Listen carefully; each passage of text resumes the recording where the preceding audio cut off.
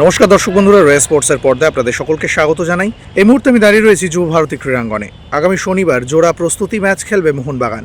14ই ফেব্রুয়ারি থেকে শুরু হতে চলেছে আইএসএল এবং আইএসএলের জন্য যেন পুরো দমে প্রস্তুতি শুরু করে দিয়েছে সবুজ মেরুন ব্রিগেড। সার্জিও লোবেরার কাছে বড় চ্যালেঞ্জ নিজেকে প্রমাণ করার, কারণ হোসে মলিনা এই দল থেকে বিতাড়িত হওয়ার পর সার্জিও লোবেরার কাঁধেই সবুজ মেরুন ব্রিগেডের দায়িত্ব এসে পড়েছে এবং সার্জিও লোবেরা চাইবেন অবশ্যই প্রথম মরশুমটা স্মরণীয় করে রাখার জন্য। তাই আইএসএল শুরুর আগে একের পর এক প্রস্তুতি ম্যাচ খেলে চলেছেন তিনি। আগামী শনিবার বিকেল 4:30 যুব ভারতী ক্রীড়াঙ্গনের যে প্র্যাকটিস গ্রাউন্ড, সেখানেই বিবেকানন্দ ফুটবল একাডেমির সঙ্গে একটি প্রস্তুতি ম্যাচ খেলবে মোহনবাগান। তারপর সন্ধ্যে 7টায় আরও একটা প্রস্তুতি ম্যাচ রয়েছে ব্যারাকপুর স্পোর্টস ক্লাবের বিরুদ্ধে, অর্থাৎ ব্যাক টু ব্যাক প্রস্তুতি ম্যাচ খেলবেন দিমিত্রি পেট্রাতস, জেসন কামিন্সরা। যেটা মনে করা হচ্ছে যে গত কয়েকটি প্রস্তুতি ম্যাচে আমরা দেখেছিলাম মূলত প্রথমার্ধ এবং দ্বিতীয়ার্ধ দুটি ভাগে দলকে খেলিয়েছিলেন। পুরোপুরি প্রথমার্ধ এবং দ্বিতীয়ার্ধ আলাদা আলাদা ফুটবলারদের ব্যবহার করতেন। তাহলে এক্ষেত্রে দুটো প্রস্তুতি ম্যাচে কি দুটো সম্পূর্ণ আলাদা টিম দেখা যাবে? 90 মিনিট কতটা ফুটবলাররা তৈরি সেটাই কি দেখে নিতে চাইছেন সার্জিও লোবেরা?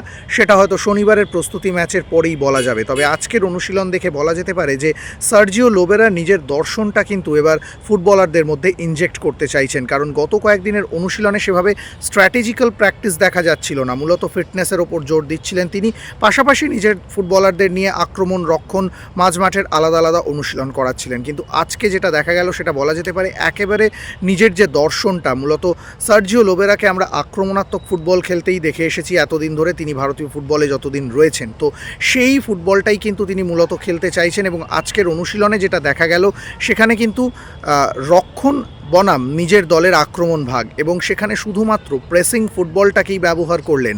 মাঝমাঠ থেকে বল বাড়িয়ে দেওয়া হলো আক্রমণ ভাগের ফুটবলারদের ওপর এবং সেখানে কিন্তু দুটো ভাগে নিজের দলকে ব্যবহার করলেন। কখনো দিমিত্রি পেট্রাতসের সঙ্গে জেসন কামিন্স, আবার কখনো দেখা গেল জেমি ম্যাকলারেনের সঙ্গে রবসান রবিনহো। পাশাপাশি রবসান রবিনহোকে কিন্তু বিভিন্ন জায়গায় ব্যবহার করছেন, কখনো মাঝমাঠ, কখনো লেফট উইং থেকে আক্রমণ করছেন তিনি। ফলে এটা বলা যেতে পারে যে দল নিয়ে এখনও পরীক্ষা নিরীক্ষা চালাচ্ছেন তিনি। হয়তো চূড়ান্ত কোনো সিদ্ধান্ত এখনও নেননি, কারণ হাতে বেশ কিছুটা সময় রয়েছে।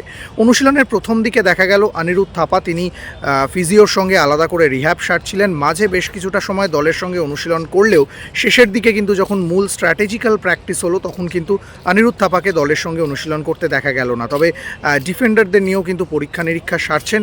অন্যদিকে আজকে অনুশীলনের একেবারে শেষ দিকে দেখা গেল আপুইয়া তিনি আলাদা করে ফিজিওর সঙ্গে মাঠের চারিপাশে বেশ কয়েক পাক দৌড়ালেন এবং সেই সময় ফিজিওকে দেখা গেল তাকে বেশ কিছু নির্দেশ দিতে এবং অনুশীলন যখন প্রায় শেষ, বাকি ফুটবলাররা কুলিং অফ সারছেন, তখন কিন্তু মেহতাবকে সঙ্গে নিয়ে কোচ সার্জিও লোবেরা বেশ কিছুক্ষণ আলাদা করে বৈঠক সারলেন এবং ড্রেসিং রুমে নিয়ে গিয়ে তার সঙ্গে বেশ কিছুক্ষণ কথা বলতে দেখা গেল বাগান কোচকে। হয়তো সেটা পরিকল্পনারই কোনো অঙ্গ হতে পারে, কারণ যেহেতু আইএসএল চলে আসছে এবার হয়তো নিজের প্রথম একাদশটা বেছে নেবেন সার্জিও লোবেরা। চলুন এক নজরে দেখে নেওয়া যাক আজকের মোহনবাগান অনুশীলনের টুকরো কিছু মুহূর্ত।